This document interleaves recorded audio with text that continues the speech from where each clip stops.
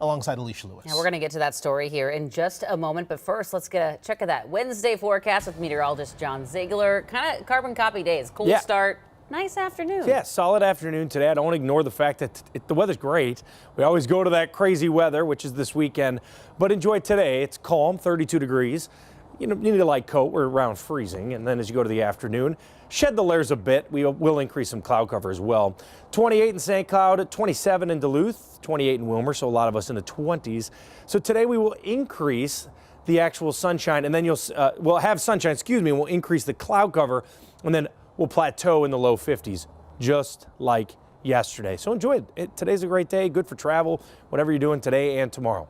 Now here's a freeze frame. Oh, well, never mind. Cece, you're up. We'll talk about it later. You're not done. What were you going to say? Nah, don't worry about it. I was going to do a tease. Okay, Snow. okay. Do you want to do it now? Or? Yeah, we're going to have snow. All right, now you're up. You could have saved that. All right.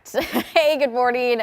Hope your morning is off to a really good start. 6:01, just checked the crash map around 5:59. Not seeing any crashes this morning, so that's already a good sign that your commute will be off to a really good start. You can take a look at your own route here. You should just see green, which is really good for this morning. Of course, there are areas around the metro where there's still some ongoing construction projects happening, so you may have to add a few extra minutes to your commute because of that. And speaking of that, just in case you missed it when I talked about it an hour ago, there's some road work happening on 94 eastbound in the Brooklyn Center area. Good morning if you're waking up there.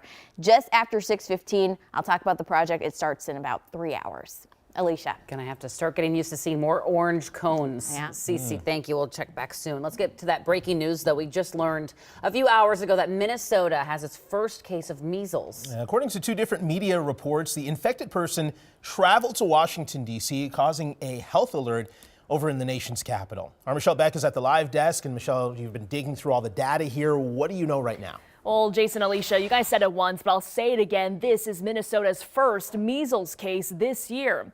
So I just checked the health department's website, and you can see that first case here at the bottom of the page. Here's that #1 for 2025 right here. This page was updated just yesterday, the same day that over in Washington, D.C., health officials alerted the public to a possible exposure.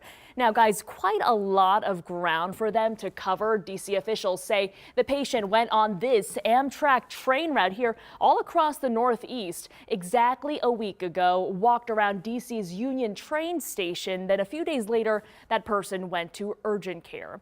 The Washington Post cites D.C.'s chief epidemiologist, who says the person was vaccinated. They were not contagious when they flew in.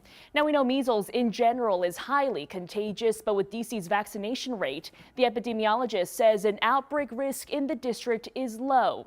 And back home in Minnesota, the Star Tribune quotes the Department of Health, quote, "We are still investigating where this individual may have acquired measles." So over in the last couple of hours, I reached out to the Minnesota Department of Health to get some additional details. But from what I've found, I haven't seen any public statements like press releases just yet. But again, guys, there are these stats I found updated just yesterday, and it's pretty clear that #1, this updated again just yesterday. What's shocking here is, as you mentioned, is that individual was vaccinated with that MMR vaccine. So it is pretty shocking that they still got measles. Yeah. All right, Michelle, thank you for that latest information there. And more overnight developments, this time involving an order from Governor Walz. Late yesterday, he told all state workers they must start reporting to work in person at least 50% of the time in hopes of getting more foot traffic back to places like downtown St. Paul. A few hours ago, MAPE and AFSCME, the two unions representing tens of thousands of workers, said they were shocked by the move and will not tolerate unilateral changes to their members' work. The change starts on June 1st. Just after 10 this morning, a judge is expected to rule on whether former state senator Justin Eichorn will remain in jail until his trial. Eichorn's charged with attempts to solicit a minor for prostitution. He was arrested March 17th and charged in federal court 2 days later. Prosecutors filed a motion just this week to keep him in jail until his trial after additional allegations surfaced.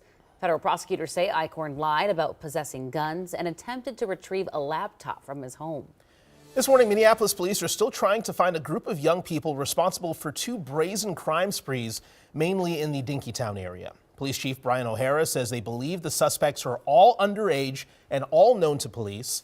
Authorities believe the same group is behind 13 violent incidents in the span of just 48 hours. The first one happened early Sunday. The group robbed 5 people within 15 minutes and pistol whipped 4 of the victims. The second spree took place Monday night over 5 hours and included a violent carjacking.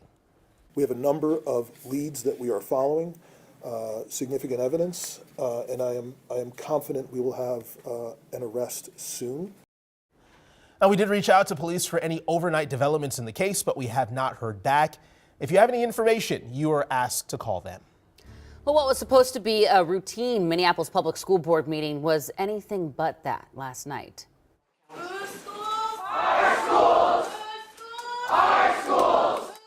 As you can see here, dozens of people protesting any potential cuts, particularly to special education.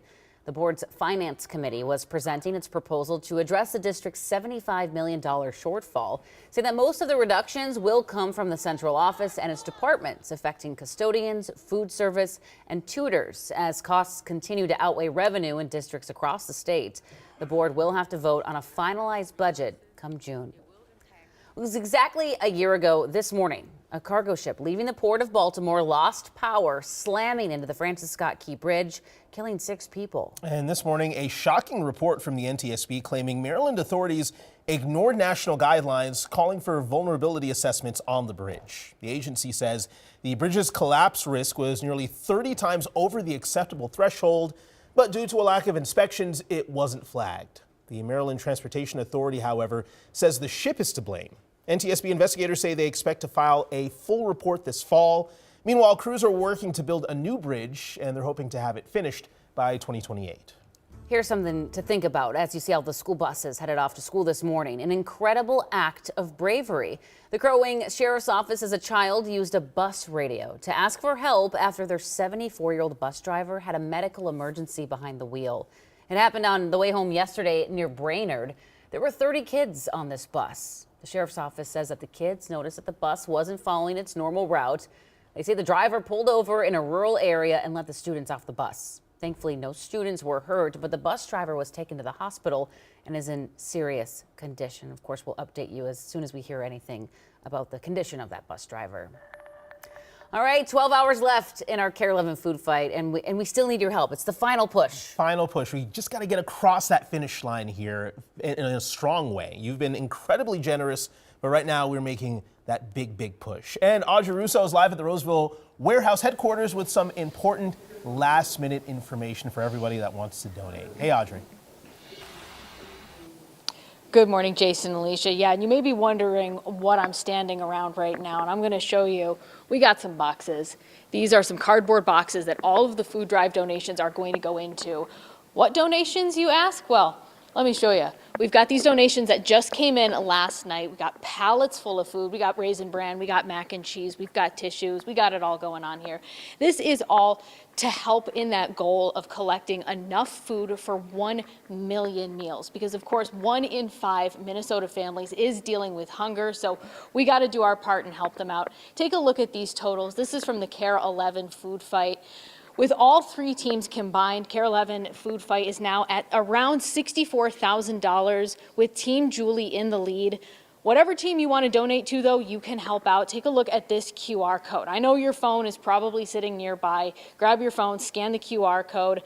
We've got a lot of different ways that you can help. You can go to kare11.com/give11. There we've got everything you know about how to donate, drop-off sites that are close to you to donate actual physical non-perishable food items. There's about 50 locations across the metro, or of course you can just donate money as well.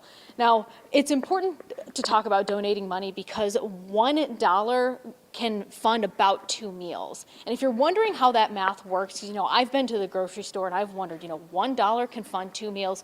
Well, coming up in our next half hour, we're going to talk a little bit more about the Salvation Army's buying power and how your dollar actually goes a lot farther than you might think. So stick around. We're going to be talking about that in about a half hour. But for now, Jason Lee, I'll send things back to you. That money will go a long way. There's so many people that are hungry in our community, and you may not even know it. Your neighbors, your friends, the person you're sitting to at work when you go in this morning. Hunger has no face. For sure. Audrey, thank you. And of course, if we have thousands of people watching Sunrise this morning, if you would donate just $1. Yes. Think of how big of a difference you could make in our community. Man, we can bring in so much money if you could just help out here. So as we've been saying, today is the day, the grand finale, and we are inviting everyone to come to KARE 11, where you can drop off non-perishable food items here at our studios in Golden Valley. We'll be outside in our north parking lot from 3 until 6:30 tonight as we come together to fight hunger here in our state. So keep those